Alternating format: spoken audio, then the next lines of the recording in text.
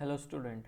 आज के इस वीडियो के अंदर हम लोग देखने जा रहे हैं प्रॉफिट एंड लॉस का पार्ट नंबर थर्ड। इस जो थर्ड नंबर का जो लेक्चर है इसके अंदर हम लोग डिस्कस करने जा रहे हैं जो एग्ज़ाम ओरिएंटेड आने वाले जो क्वेश्चंस थे उनके बारे में हम लोग डिस्कस कर रहे थे, जो प्रॉफिट लॉस एंड डिस्काउंट से रिलेटेड थे।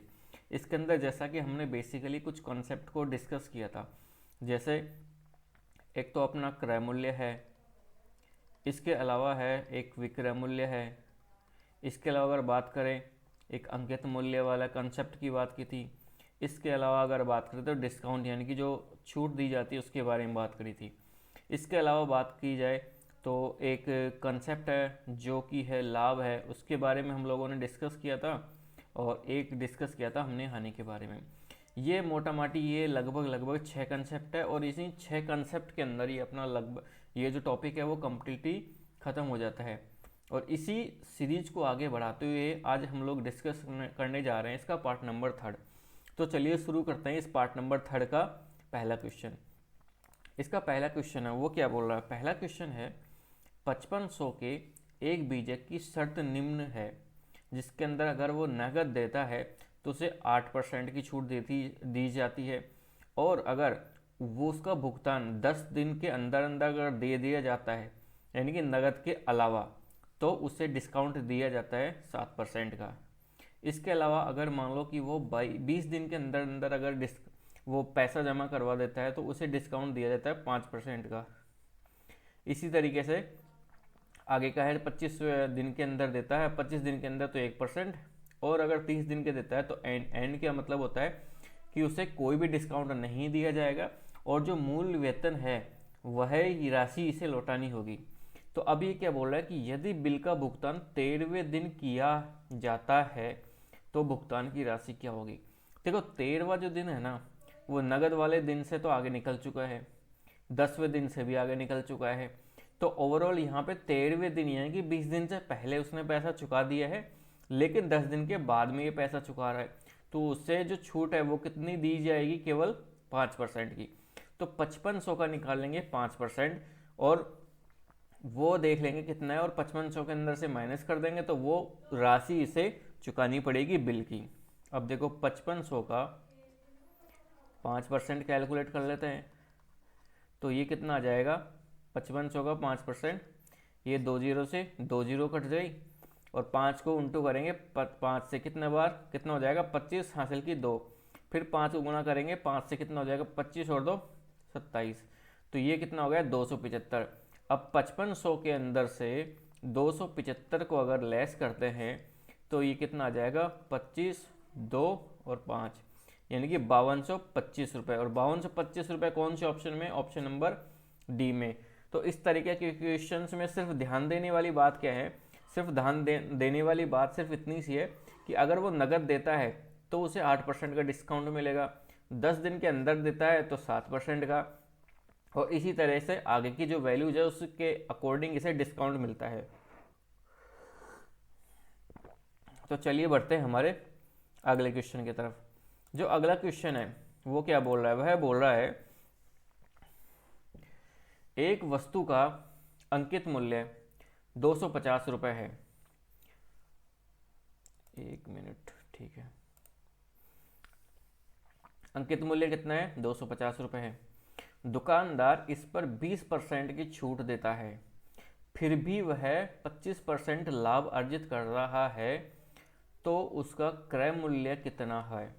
देखो मान लेते हैं कि क्रय मूल्य उसका है x रुपये है, और वो लाभ कितना अर्जित कर रहा है क्रय मूल्य पर 25%, तो यानी कि इसका 125% जो वैल्यू है वो किसके बराबर होगी, वो होगी अंकित मूल्य कितना है 250 रुपये। तो 250 रुपये के ऊपर छूट दे रहा है वो कितने की 20% की। तो 250 का जो 80% होगा यानी कि 20% छूट देने के बाद में कितना बच गया 80%। तो 250 के 80% की जो वैल्यू होगी उसके ऊपर कितना परसेंट का प्रॉफिट कमा रहा है, यह 25%। तो x का 25% कितना हो गया 250 का 80%। तो ये क्या पूछ रहा है, ये पूछ रहा है x की वैल्यू यानी कि इसके क्रय मूल्य की वैल्यू। अब देखो 100 से 100 को काट देते हैं और 250 को 125 से काटते हैं कितनी बार? 2 बार। तो x की जो वैल्यू है वो कितनी आ गई? 160 रुपये। तो यानी कि इसका क्रय मूल्य कितना आ जाएगा? इसका क्रय मूल्य आ जाएगा 160 रुपये। ऑप्शन नंबर सी इसका करेक्ट आंसर चला जाएगा। इसी तरीके से बढ़ते हैं हमारे अगले क्वेश्चन की तरफ। हमारा जो अगला क्वेश्चन है, अगला क्वेश्चन क्या बोल रहा है? एक विक्रेता नगद भुगतान करने पर 4% की छूट देता है। वह अपने सामान पर लागत मूल्य का कितना प्रतिशत अधिक अंकित करे कि उसे 10% का लाभ हो? देखो, मान लेते हैं कि जो लाभ है वह उसे कितना मिल रहा है? 10%।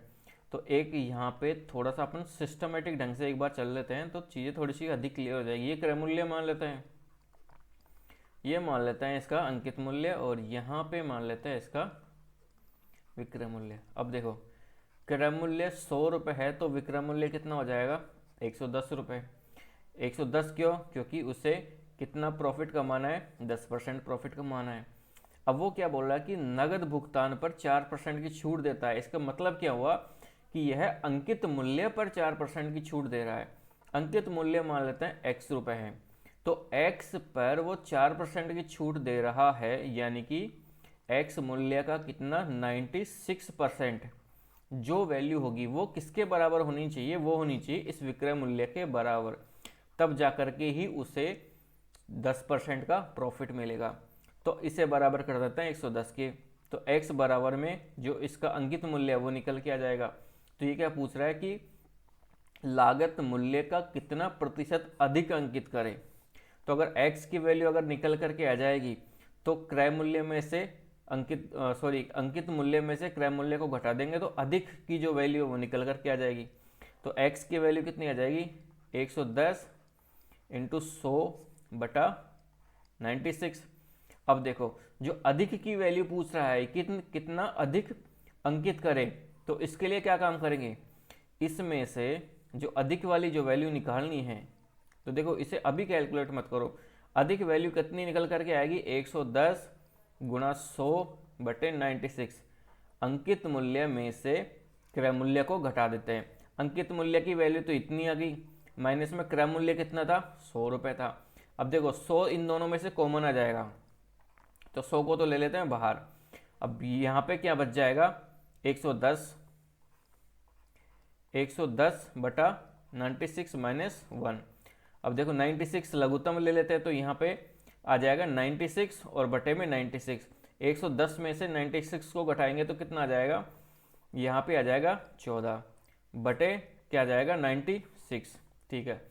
अब देखो जो वैल्यूज आती है उसे कैलकुलेट करते हैं। 14 को काट देते हैं 2 से, कितनी बार? 7 बार, और नीचे की साइड कितना आ जाएगा? 48 आ जाएगा। अब वापस से यहाँ पे काट देते हैं 4 से। 4 से ये कितनी बार कट जाएगा? 25 बार, और ये कितनी बार कट जाएगा? 12 बार। अब देखो 25 7 कितना होता है? 25 7 हो गया 175, बटे में कितना है? 12। तो इसे कैलकुलेट कर लेते हैं। तो 12 एकम 12। अब यहाँ पे कितना बच जाएगा? 5। तो 12 चौक 48। 48 के बाद में कितना बच जाएगा? यहाँ पे 2 और 5 7, बटे में कितना है? 12। तो 14 सही 2/7%। तो 14 सही 2/7% कौन से ऑप्शन में? ऑप्शन नंबर ए में। तो इसका करेक्ट आंसर क्या हो जाएगा? Option number A. तो इस तरह के क्वेश्चंस में क्या है कि थोड़ी सी कैलकुलेशंस आती है, लेकिन अगर अपने प्रोसीजर्स अगर अपने माइंड के अंदर क्लियर है तो इन कैलकुलेशंस को थोड़ा सा फास्ट भी किया जा सकता है। तो चलिए बढ़ते हैं इसी तरीके से हमारे अगले क्वेश्चन की तरफ। हमारा जो अगला क्वेश्चन है वो क्या बोल रहा है? अगला क्वेश्चन बोल रहा है एक बीजक की राशि 2000 रुपये है और बीजक की शर्त निम्नानुसार है। यानी कि अगर वो नगद देता है तो 10% की छूट, 15 दिन के अंदर देता है तो A% की छूट, 20 दिन में 2% की, और 30 दिन में कोई छूट नहीं। अब आगे क्या बोल रहा है? बीजक का भुगतान 11वें दिन किया जाता है। तो 11वें दिन कर रहा है, यानी कि नगद के बाद में, और 15वें दिन से पहले, तो यानी कि उससे छूट कितनी दी जाएगी? A% की।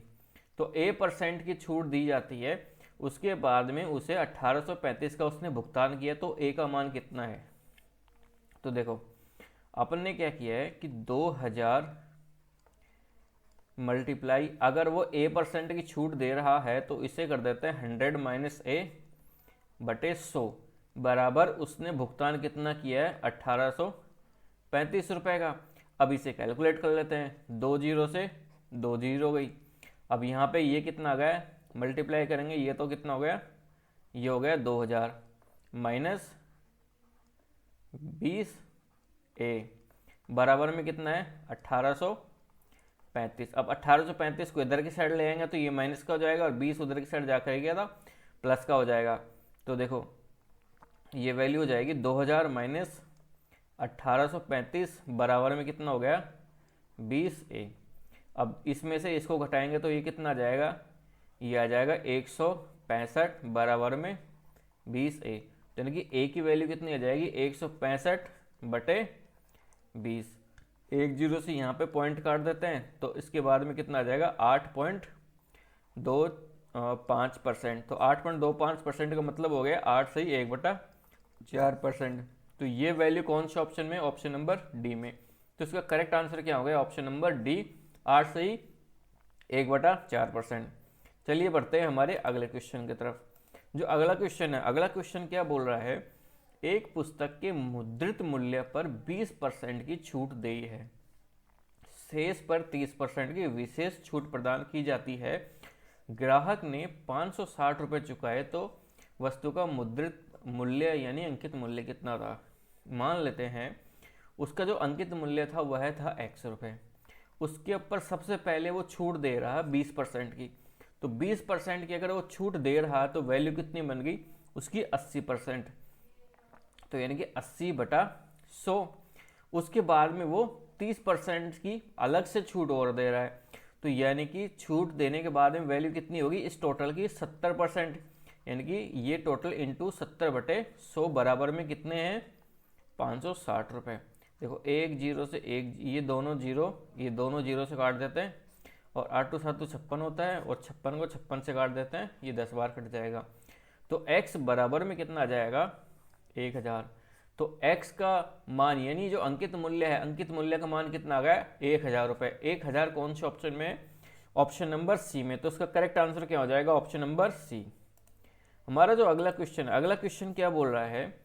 यदि क्रय मूल्य विक्रय मूल्य का 95% है तब लाभ का प्रतिशत क्या है? मान लो कि ये तो है क्रय मूल्य यानी कॉस्ट प्राइस, यह है सेलिंग प्राइस यानी विक्रय मूल्य। अब ये क्या बोल रहा है कि सेलिंग प्राइस यानी विक्रय मूल्य का 95% है क्रय मूल्य, तो लाभ का प्रतिशत कितना होगा? देखो इस तरह के क्वेश्चन में जैसे जैसे दिया हुआ है वैसे वैसे सबसे पहले लिख लो, उसके बाद में काम करते हैं अपनी कैलकुलेशन का। तो देखो क्रय मूल्य है 95 रुपये, विक्रय मूल्य है 100 रुपये, तो लाभ कितने का हुआ? लाभ हुआ है 5% का, और 5% किस पे हुआ है? 95% पे। तो अगर इनका या वैसे कहें कि 95 क्रय मूल्य है, विक्रय मूल्य है 100 रुपये है, तो लाभ कितना हुआ? 5 रुपये का। कितने पे हुआ? 95 का।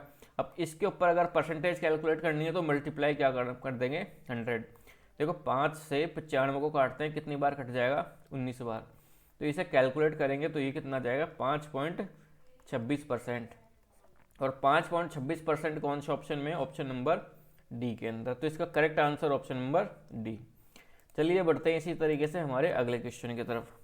जो अगला क्वेश्चन क्या बोला? ललित एक रेडियो उसके अंकित मूल्य के 3/4 मूल्य पर खरीदता है।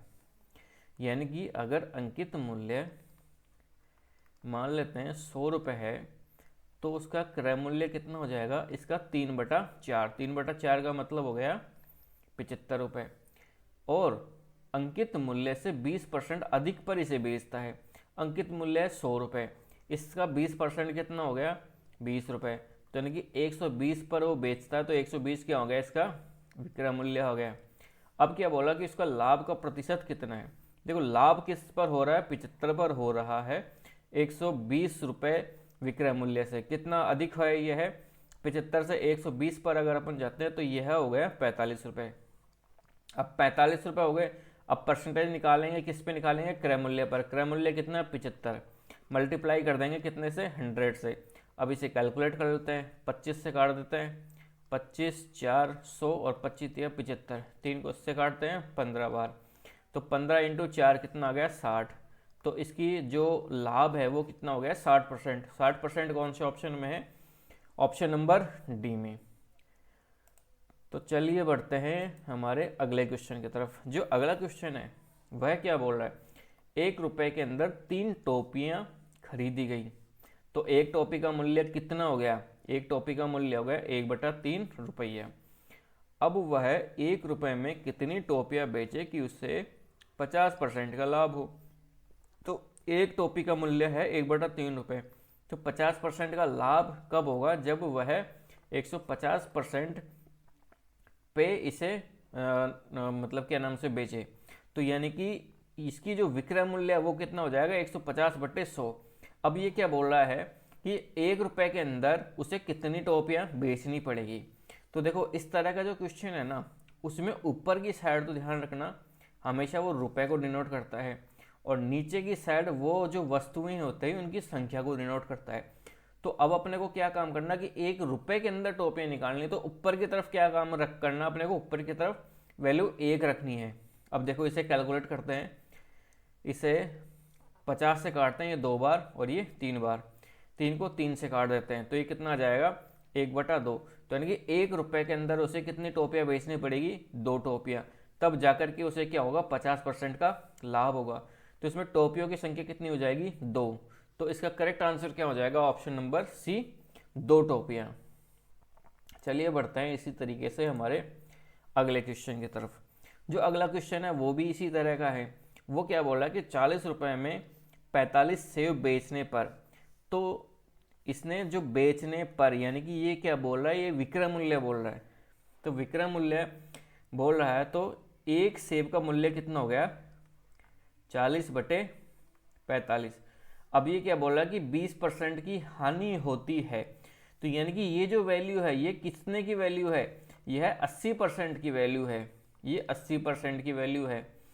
तो क्रय मूल्य की वैल्यू इतनी हो जाएगी, ठीक है। अब वो क्या बोल रहा है कि उसे 24 रुपए में कितने सेब बेचने चाहिए कि उसे 20% का लाभ हो। देखो ये क्रय मूल्य निकल गया, अब 20% का लाभ हो तो यानी कि 120/100 में वो बेचेगा, तब जाकर के उसे 120% का लाभ होगा।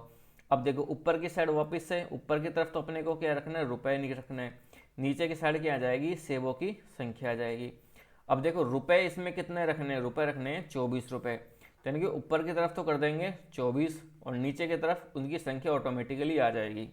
तो चलिए इसे सॉल्व करते हैं। देखो 80 को 40 से काट देते हैं 2 बार, और इसके अलावा इसे काट देते हैं 2 से, ये 60 बार। 15 से काटते हैं, 15 × 3 = 45 और 15 चौक 60। अब देखो और इसके अलावा और कुछ कट रहा है क्या, ठीक है, और कुछ भी नहीं, 100 से 100 काट देते हैं, तो ये कितना आ गया, 4/3। अब देखो ऊपर की साइड अपने को क्या बनाना है, ऊपर की साइड बनाने अपने को 24 बनाना है, तो इसे मल्टीप्लाई कर देते हैं 6 से, तो नीचे भी मल्टीप्लाई कर देंगे 6 से, तो ऊपर की तरफ कितना आ गया 24, नीचे की साइड कितना आ जाएगा 18। तो यानी कि 24 रुपए में वो कितने सेव बेचेगा, 18 सेव बेचेगा। तो इसका करेक्ट आंसर क्या हो जाएगा, ऑप्शन नंबर बी। देखो कई बार ऐसी सिचुएशन आ जाती है, जैसे अपने यहाँ पे ऊपर की साइड 24 नहीं बन रहा था, तो 24 बनाने के लिए अपने क्या काम कर दिया, 6 से गुणा कर दिया, तो नीचे भी क्या काम करेंगे, 6 से गुणा कर देंगे। तो दोनों साइड क्या है कि अपनी जो वैल्यू है उतने के अंदर कितने सेव बिके हैं या बेचने चाहिए, वो अपने को वैल्यू निकल करके आ जाती है। तो इसको इस तरीके से आसानी से सोल्व कर सकते हैं। चलिए देखते हैं हमारा अगला क्वेश्चन। हमारा अगला क्वेश्चन है, एक व्यापारी अपने माल पर 80% अधिक अंकन करता है, ठीक है, यानी कि 100 रुपये अगर उसका क्रय मूल्य है तो उसका अंकित मूल्य कितना है, अंकित मूल्य होगा 180 रुपये। अब ये क्या बोला, इस पर 25% की छूट दे देता है, तो इसके छूट देता है, तो इसका जो विक्रय मूल्य है वो विक्रय मूल्य कितना हो जाएगा, विक्रय मूल्य इसका हो जाएगा, इस पे 25% की छूट दे देता है। तो देखो 25 या 75, 25 400 और 4 से 180 को काटते हैं तो कितनी बार कट जाएगा, 416, 4 × 5 = 20, 45 को गुणा करेंगे 3 से, ये कितना हो जाएगा 135। ठीक है, अब देखो इसका विक्रय मूल्य क्या हो जाएगा 135, अंकित मूल्य कितना है 180 और क्रय मूल्य कितना है 100 रुपये। अब वो क्या बोल रहा है कि माल को बेचते समय 10% वजन कम देता है, यानी कि वो जो क्रय मूल्य है, क्रय मूल्य कितना हो गया उसका 90 रुपये। क्यों? क्योंकि उसने 10% उसने ऑलरेडी इसको कम दिया है। तो क्रय मूल्य तो हो गया 90 रुपये, विक्रय मूल्य है 135, तो जो लाभ हुआ है वह लाभ कितना हुआ है, लाभ इसका हो गया है 45 रुपये का। अभी क्या बोला कि व्यापारी का शुद्ध लाभ कितना है परसेंटेज के अंदर, तो 45 का लाभ हुआ है कितने पर 90 पर, तो 90 पर 45 का लाभ हुआ है, परसेंटेज में कैलकुलेट करने के लिए गुणा कर देते हैं 90 से। 45 से 90 को काटते हैं 2 बार और 50 को 2 से काट देते हैं 50 बार। तो पर जो प्योरली जो प्रॉफिट हुआ वो कितना हुआ इसका 50%। तो इस तरीके से ये क्वेश्चन सॉल्व होते हैं और ये आज का अपना लास्ट क्वेश्चन था और उम्मीद करते हैं वीडियो आपको पसंद आया होगा। आपकी जो भी क्वेरी वगैरह है वो आप कमेंट बॉक्स के अंदर लिख करके और अपने क्वेश्चंस वगैरह का डाउट वगैरह वो क्लियर कर सकते हैं। तो चलिए आज की वीडियो को यहीं पे वाइंड अप करते हैं। जय हिंद, जय भारत।